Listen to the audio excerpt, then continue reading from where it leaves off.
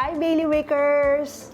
Malapit na naman ang napaka-busy Burr months. We hope na ngayon pa lang ginagawa na ninyo ang inyong menu for your customers. For sure, inaabangan na nila yan, yung mga Christmas bestsellers ninyo at mga bago nyong offer. At syempre, hindi lang dapat sa lasa panalo ang mga products natin, kundi pati rin sa packaging. So here are some tips that we have prepared for you.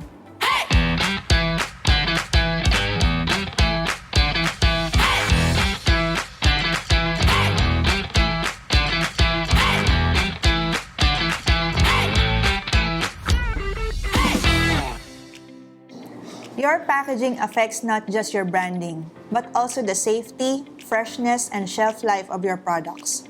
It is also important to think about the customer's convenience, like ease of opening and resealability. This is also one way of promoting your product.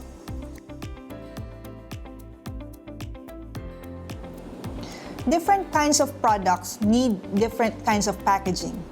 Iba ang gamit for brownies, cookies, breads, and cakes. Brownies and bars are among the best-selling products and are easy to make. Your brownies should be packed in a way that makes eating them easier for your clients. Use cupcake liners that are grease-resistant para hindi oily yung feeling sa daliri. Consider the colors as well when choosing a liner, as this will affect the overall appearance of your packaging. Use foil pouches or laminated plastic to extend the shelf life and freshness of your brownies. Foil pouches are commonly used for food for the gods. All you need to have is a trusted sealer to seal the pouch and you're good to go. For your brownie box, you can finish the look by decorating it with a decorative belt or a ribbon and an elegant-looking sticker to label your product. Cookies like brownies are also popular for holiday gifts. Ang daming flavors and variations ang pwede nyong gawin. Speaking of flavors, avoid packing different flavors of cookies together. They won't taste nice kasi magkakahalo-halo ng lasa nila kung pagsasama-samahin mo sa isang lagayan. Also consider the texture. Do not mix chewy and soft cookies with crunchy cookies as this will affect their texture. Putting them together in a container will make crunchy cookies soft and soft cookies dry. Instead, wrap them individually using foil pouches before placing them in boxes, tin cans, or jars. Remember to completely cool your cookies before wrapping them in plastic, as wrapping them while they are warm will trap moisture and make your cookies soggy.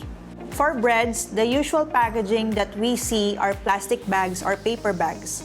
If you will be using paper, the bread should be eaten right away or else it will dry out. To keep the bread soft and last longer, use plastic instead. Oh, by the way, for ensaymadas, which I know is one of your best sellers, they need to be packed individually. If you will place them in a party tray, make sure na it's covered para hindi pasukan ng hangin and to make it last longer. Uy, wow! We have a delivery from Chef Joey Prats. Yan. So this is from Luxury Sweets by Chef Joey Prats. And let's find out kung anong laman nito. Grabe, excited na ako. From the box pa lang, sobrang social na, di ba? So let's see what's inside. Yan. Alam nyo ba kung anong laman nito? Comment nyo dyan. Comment down below if you know what's inside. Parang ayaw nyo magpakain. Pero kasama yan talaga sa packaging. Tadaan! Wow! From the packaging pa lang, guys, sobrang nakakasosyal na. And meron siyang kasamang reheating instructions. Yan. So, pwede sa microwave and pwede sa oven toaster. Ako, mas prefer ko siya talaga na i-oven toaster. Mas masarap siya. Pero, eto, siyempre gutom na ako. Kaya, wala, okay na yan. Kakainin ko na siya. Meron pang pa-sticker. And, meron pang, ano ba to? Japanese paper. Japanese paper or glassine paper. You can use it for your packaging too. Yun. And by the way, this box from RM Boxes din. This box has 12 ensaymadas. Sobrang laki niya, no? So yung tinuturo ni Chef Joey sa class natin sa the Bailiwick Academy, it's 90 grams. So most likely, ganito rin yun. So excited na akong kainin. So may sticker din siya dito. So you can take inspiration from this box doon sa packaging ninyo ng ensaymadas ninyo. Yan. Sobrang... pagbukas mo pa lang, amoy na amoy. Ang sarap. Ang sarap ng may cheese. So dahil gutom na ako, ayoko nang mag-fork. Mamaya na lang. Yan. So kamayin na natin to. Ako lang naman makakain eh. Okay. Yan. Let's have a taste.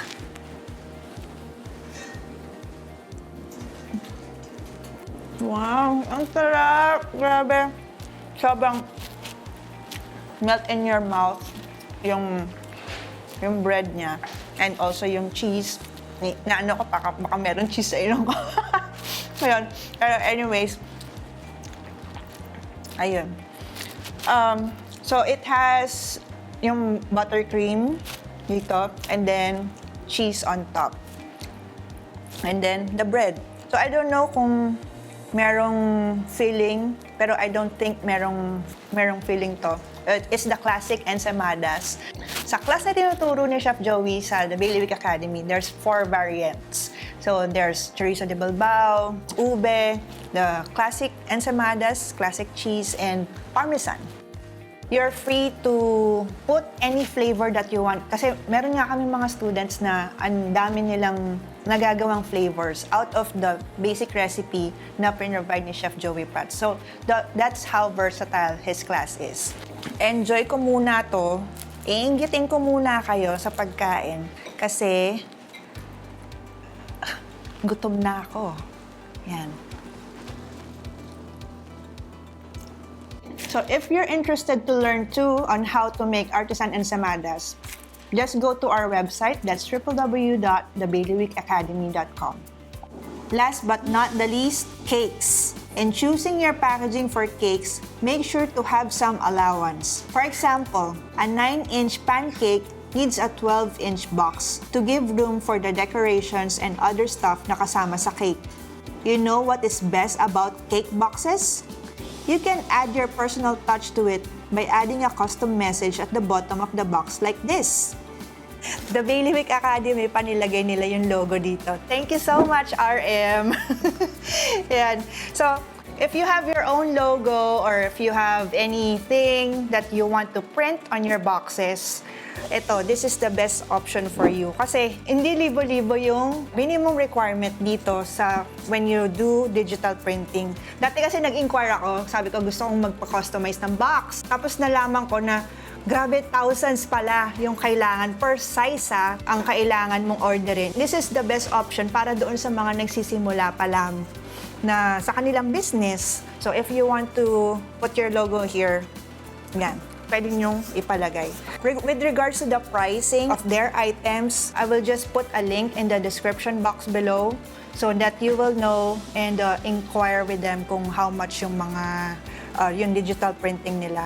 Importante talaga yung packaging, guys, in terms of selling your items. Kasi ito nga yung sabi nga, 'di ba, silent salesman ng mga ng mga products natin kasi nilalagay natin dito yung information on how they contact us. Kailangan talaga na magbigay tayo ng lasting impression dun sa mga customers natin para babalik-balikan nila. Aside doon sa lasa na binibigay ng mga products natin na hindi nila malilimutan, kasama doon yung packaging.